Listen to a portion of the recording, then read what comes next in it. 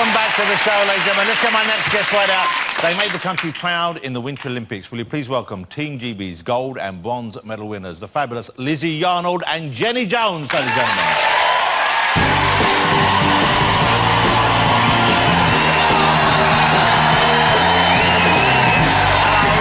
Hello, Jenny.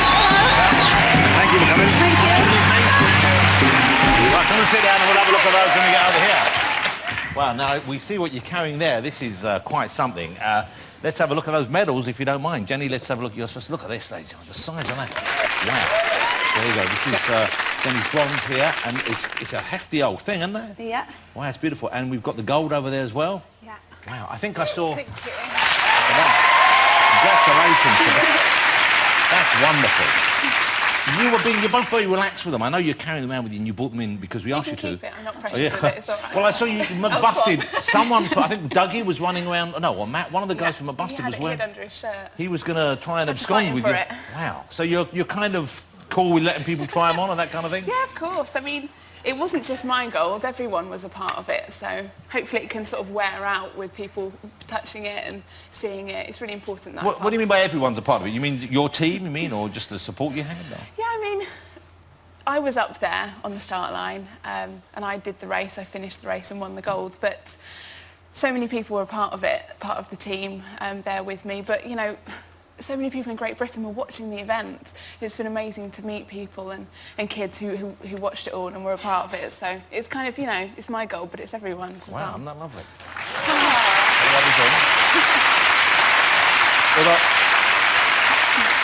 I can see from the way Jenny's sitting, she's saying, no one's getting hold of my medal.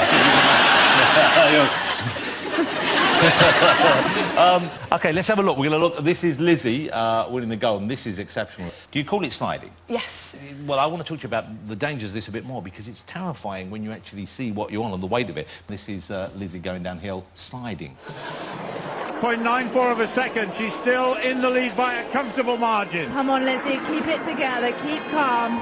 9/10, over 9/10. Go on, Lizzy. She hit that hard on the left-hand side. It doesn't matter. She's going to win the gold medal, surely. Surely, she can crash now and win it. She's going to do it. Come on, Lizzy, last corner. Lizzy Yarnold is the Olympic champion. Yes. Oh, my goodness. Oh, that was brilliant. Wow. Incredible. And that speed.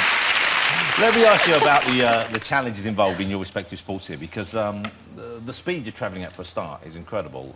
Let's talk. What's the top speed you think that you're hitting when you're going downhill like that? Well, every track varies. It's like motor racing, so you know you have different challenges from different tracks. Some are very high speed, some are very technical.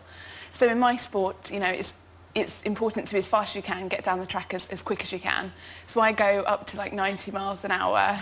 Head first on the nice. That's terrifying. And yeah. Jenny, let me ask you, what sort of speed? Because your event, the snowboarding, isn't about the speed so much as the tricks is the wrong word, but the kind of things you have to do. Tricks. That's right. Is it tricks? They call them tricks. Okay, I didn't want to sound silly, but okay. So it's more about those tricks and the height you get and the length of the jump, that kind of thing. Yep. What's the hardest thing about what you do? What do you find the toughest part in your sport? Landing. Yeah, just landing on your feet, so executing the tricks all the way down. So you're not just hitting one thing, like one ski jump or anything. It's like 6 different features. So there's a rail, then, you know, 3 jumps. You got it speed right. The snow's forever changing. Yeah, so it's adjusting and landing. Okay, let's have a look. This is Jenny, and this is slope style, I believe. Correct. Is that right? Okay, Sochi, let's have a look at this. Jenny's experience will come to the fore here. She's been in these high-pressure situations. Great rail. Looking very, very solid here for Jenny Jones. The backside 360 grabbed well. Again, she stomps it. Nice. Is she going for the front 9? Come on, Jones, let's see it. 1. Oh, she went for the 7. Oh, she's solid. Wow. That's incredible. That last jump. Man. So do you make up your mind beforehand what you're going to go for? They said she's gone for the 7 there, or do you change it? You just think, I feel confident to go for the bigger one now? No, maybe if you did something a bit wrong, you might think, okay, the only way I can improve now is if I do a harder trick. So I've got to go for it, yeah. Yeah, but that wasn't the plan at the top. So you were doing that. And did you know when you'd finished that, did you think, OK, I think I've won one? No, I just thought, OK, that was as clean as that could be. Yeah. Like, where's that going to put me? I had no idea. And am I right in thinking that the course in Sochi that you go down, that's a particularly challenging one? That's a very dangerous one. Yeah, well, when we first arrived, I was a little bit taken back because it was big. Everything was big. The rails were big, the jumps were big. Yeah, it was tough. Well, 3 people were concussed this year, is that right? Yeah, on that course, yeah, it was pretty hairy. But does part of you think when someone gets concussed thinking, good? No. Because then, no, I don't mean like a serious thing, but then, good, you know, I'm 3 further closer to the medal, you know what I mean? There must be a part of you, come on. No, honestly, not at all. I'd prefer them just to sort of get a sore bum or something, Just or a sore bum. bang their knees. So you're hoping for hemorrhoids, basically, that's what you're hoping for. I guess the thing that would scare me the most if I was doing it would be getting injured just before doing it. And you had that one, you didn't you? You were about to compete. Yeah, I did. This was the World Series. What happened? Yeah, then? it was like the World Series. I had done 5 contests, and this was the last one, and I was in with a chance of winning the whole series. Wow. And I was like, oh, this is amazing. I just had to come first or second in this final comp, and I started the training, started the first runs, and I absolutely smashed myself on my tailbone, right, like this. Yeah.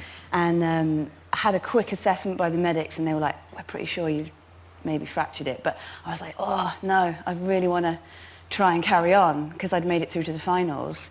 And so I took as many painkillers as I could, and I got down the run. I was a little bit tearful, but I got down the run, landed it, and I came third. And then they rushed me straight to the hospital. Got to the hospital, and the doctor sort of had a look, and then he said, I think you might have sort of displaced something. And I was like, all right. Do you know what the procedure is for that? And I was like, no. And he had to put their finger somewhere. And I was like, oh my God. I've gone from winning £100,000 and a World Series to having some 60-year-old doctor put his finger up my... Wow.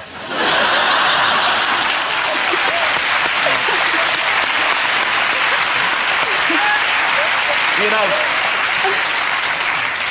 as consolation prizes go, it's not the worst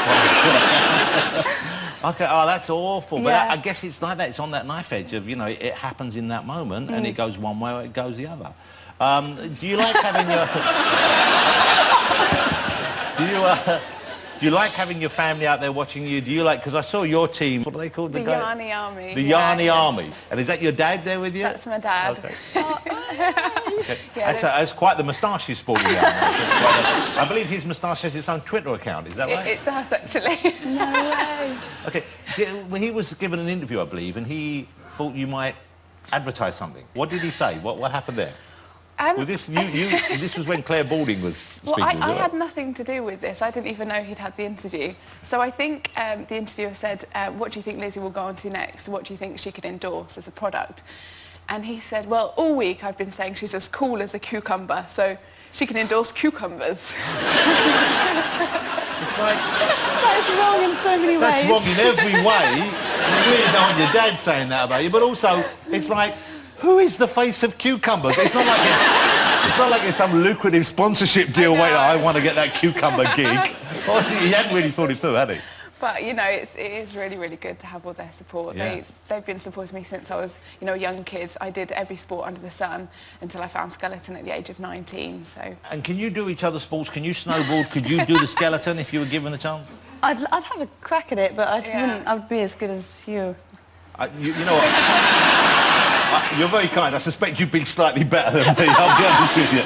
And snowboarding is something, you know, a lot of us try for fun, of course. I mean, it's not as difficult as skiing, but it's a kind of a challenge. Clearly. Do you get that a lot? You get that kind of skiing, snowboarding rivalry coming up? Do you know, you don't get it anymore. You really, unless you're a little bit older. Yeah. I'm getting it tonight. You can stop, Walsh. So what an exciting year. I mean, obviously you've been working long and hard for this. What's next for you? What's the next step in your kind of sporting involvement, or are you doing TV? What do you have planned? Well, I'm going back to Sochi actually. We've got loads more events. We've got the closing ceremony, which is Oh, wow, tomorrow. that's going to be so exciting. Yeah. It'll be awesome. Well, Be a thank big you. You party. flew back just for us, you Yes. two. Yeah, They flew yeah. back just for us, ladies and gentlemen. That was wonderful. Thank you so much for doing that. What a crazy week this is. So you'll go back, and then that's a party when everyone can celebrate together, I guess. That's when the real party happens, is it? Yeah, absolutely. Coming out with the opening ceremony, it was a little bit new. Everything was such, it's both our first Olympic Games, so it's quite nerve-wracking. So a massive party. But for me, I'll probably be back in the gym next week. So you get back training. And when's the next big event for you? Not until October. It's when the World Cup series starts, so the same series every year. A long summer's training ahead, And Jenny, for you? My next contest is actually April, so I've got a little bit of time to... I'll just probably get straight back on my snowboard. Hey, look, so thank you so much for coming back to do us. To come back with a gold and a bronze, what an achievement. And I believe, it's the first time we've ever won in the Winter Olympics, ever won on snow, is that right? Officially, yeah. Well, what do you mean officially? Have we sort of stolen some or something? No, it is, yeah. Well, congratulations. Ladies and gentlemen, will you join me in saying congratulations. Team GB, Lizzy Yarnold, Jenny Jones. Have a great party back in Sochi, and we'll see you again back here, I hope. Lizzy and Jenny, ladies and gentlemen. Thank you for coming on. Still to come after the break, we've got Bradley Walsh, McBusted will be chatting and performing. Don't go away. Thank you.